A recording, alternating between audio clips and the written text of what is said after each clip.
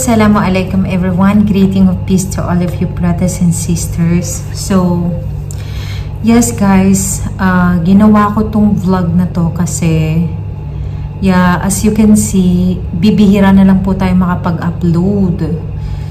So, today, ipapaliwanag ko sa inyo kung bakit hindi na po ako nakapag-upload madalas kasi nga po sa mga nangyayari sa ating buhay. Well, anyway guys, bago ang lahat, kumain muna tayo. Ayan, mukbang lang tayo. So, time check. Anong oras na ba? 1:00. 1:00 ng madaling araw. Nagutom po ako. So, I have decided na lang na kumain. Ayan. Kain tayo. So, Indomie to. Nagka-crave ako guys eh. Malakas yung crave ko this time. So, ito na. It has egg and capsicum and of course the noodles. Ayan, bismillah.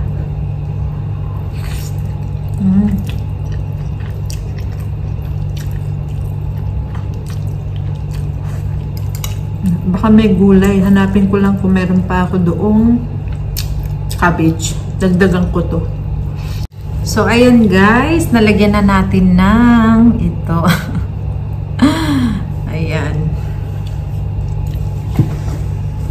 Nalagyan na siya natin ng, ano ba tag dito? Cabbage. Ayan. Yung haba na cabbage. Para siyang pechay. Ayan. Magtatagalog muna tayo guys kasi marami tayong pag-uusapan today. Sana panoorin nyo hanggang dulo kasi medyo sensitibo itong topic na ito. Ayan. So, sa mga hindi nakakaalam po, recently po ay lumipat ako sa same department lang namin, pero pareho lang din ng trabaho. Ang kaibahan lang nasa front of the house kami. Ayan. So that means front desk agent. So alhamdulillah, kahit po magto 2 months pa lang ako sa trabahong to. Kaya talagang nahihirapan po ako mag-adjust kasi lahat ng bagay bago. Lalo sa system pareho lang pero may mga way kasi doon sa front desk na bago para sa akin.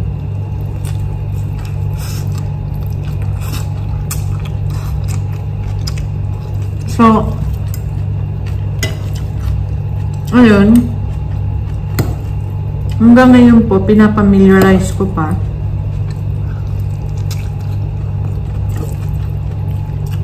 Kasi wala naman tumutulong.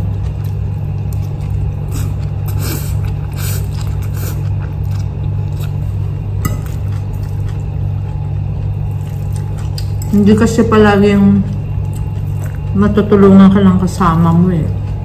Hindi. Kasi pag may entertain din siya na guess, ang hirap. Kasi hindi naman niya pwedeng kausapin tapos habang nakaharap siya na guest.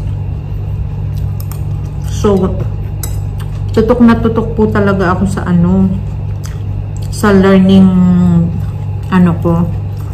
status ko. Ayan. Nahihirapan po talaga ako, promise. Nai-stress ako. Lalo na pag nagkakamali ako. Kasi Yung parang feeling ko ang bobo-bobo ko. Ba't hindi ko nakita yun? Ganun. Tapos, although may guide ka naman, ginaguide ka ng kasama mo minsan, pero hindi pa rin po talaga sapat. Kasi, naintindihan ko din naman yung side ng kasama ko na hindi naman pwedeng ako na lang yung intindihin niya, di ba? So, paano din naman yung trabaho niya?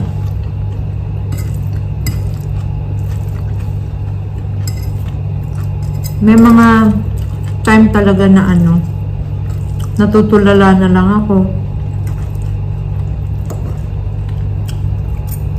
Parang feeling ko walang umiintindi sa akin. Nagsiself-pity ako. Siguro normal lang to. Kasi nasa adjustment period pa ako .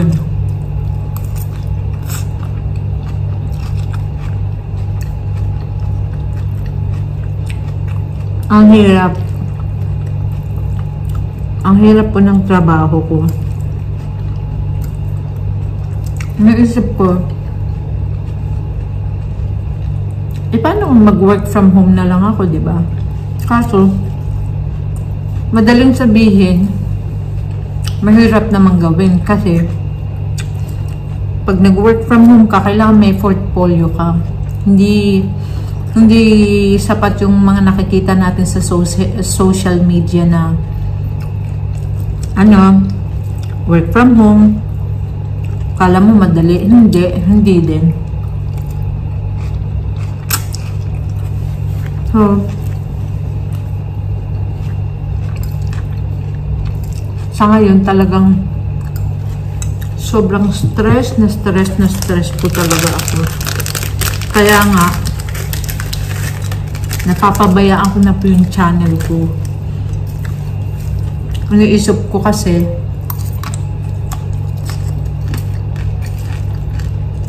paano naman yung trabaho ko? Paano ko makaka-focus kung at the same time gumagawa ko ng content?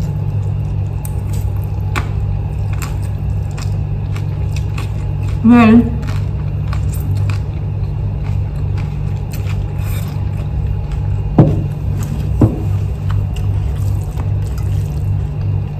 time will come naman, Shalva, na makaka-survive din ako.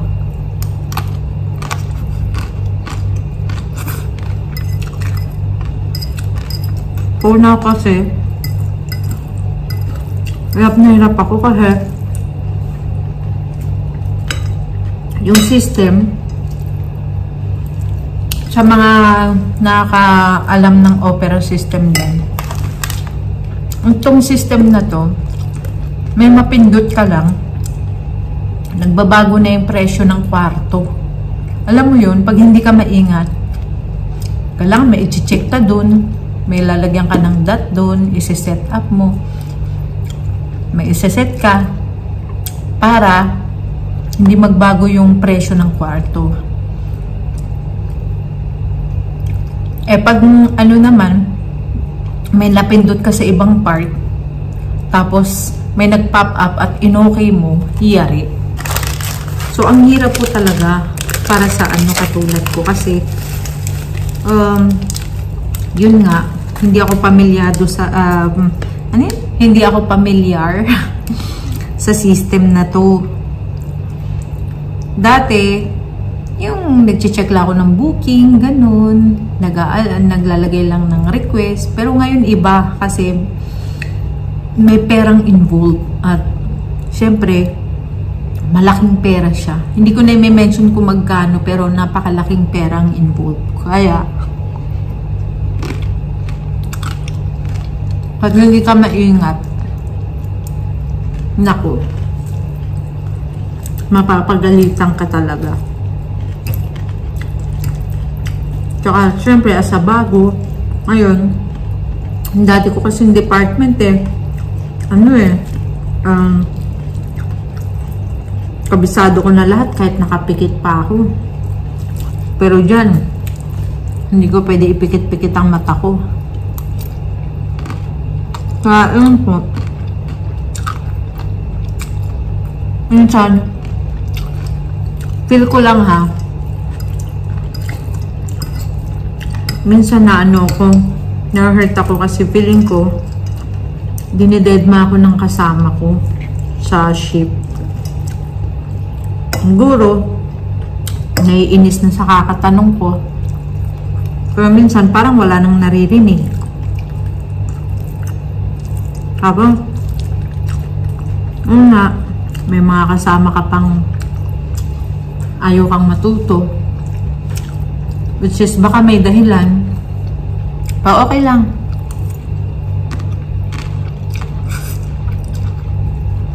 Kasi siguro,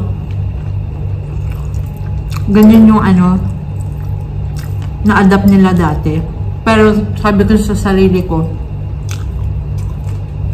once na ako matuto ng trabahong to, hindi ko gagawin yung nararanasan ko ngayon sa iba. Kasi pangit yung ganun. Ikaw lang ang may alam. Paano naman yung bago? Pagkaharap ang bisita, parang tanga. Katulad niyan. Pagkaharap ko yung bisita namin, para akong tanga. Hindi ko alam ang gagawin kasi wala nga nagtuturo. So, inshallah.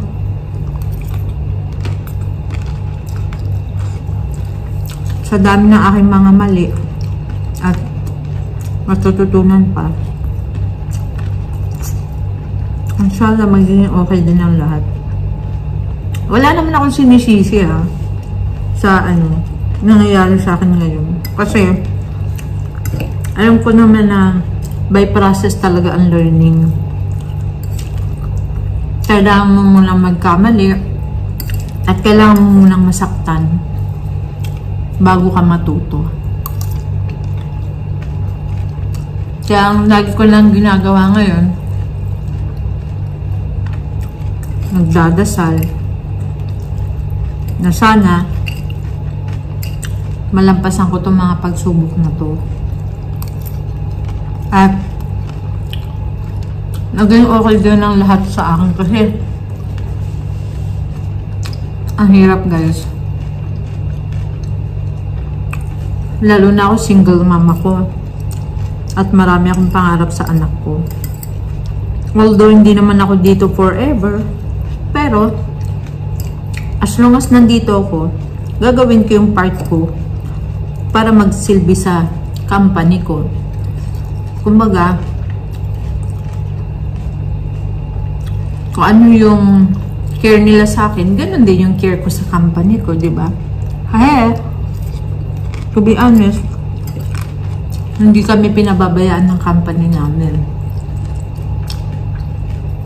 Kasi talagang yung growth, career growth, nandiyan. So, blessed pa rin, alhamdulillah. Pero as of now nga, katulad ng sinabi ko, nasa learning stage pa ako, kaya siguro normal lang yung ma-stress, normal lang yung malungkot, kasi feeling ko nga, yun nga, feeling ko parang nanglilimos ako ng tulong sa iba, ganon, pag hindi ko alam yung gagawin, which is inuulit ko, hindi ko biniblame yung kasama ko, okay? Siguro normal lang talaga yung mga nangyayari sa trabaho na ganon. Well, thank God kasi fast learner naman ako. So, nakakaya ko na mag-isa ngayon.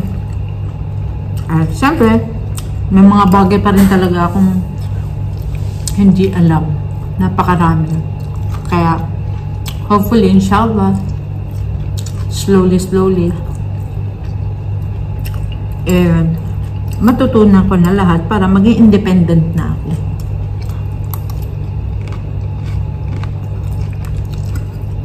pag nalampasan ko to, ibig sabihin, survivor ako. Ayun. So, payo ko, sa mga nai-stress din sa trabaho, katulad ko, laban lang tayo, mga kapatid, kasi isipin natin, lahat ng paghihirap, magiging okay din yan. Basta, lagi lang tayo nagdadasal at saka ang ingay ng motor. Lagi lang tayong positive. Na may mga reason kung bakit, di ba, nangyayari to sa atin. So, alhamdulillah. Alhamdulillah. Ito yun nga, kumbaga motivation ko to motivation ko na rin to na, oy, pag na-survive ko to, wow, I am a survivor, di ba? Mapaproud ako sa akin sarili. So, yun. Never give up. Minsan talaga gusto ko na mag-give up Kasi ako, no. Marami pa akong plano. Huwag muna, hindi pa ako stable. At, anak ko, nag-aaral din. So, kakayanin kahit gaano kahirap. Laban lang tayo. Okay? So, sana guys, nagustuhan niyo tong video na to. At, yun nga, payo ko sa iba. Maging matatag lang tayo. At, kaya natin to guys. Okay? So, yes guys. Thank you so much sa pakikinig at panonood nyo. And please guys, huwag nyo pong kalimutan na mag-subscribe sa aking channel, Noor Channel, and press the notification bell down below so get notified whenever I am uploading a new video guys. So till next time, ma'asalamat!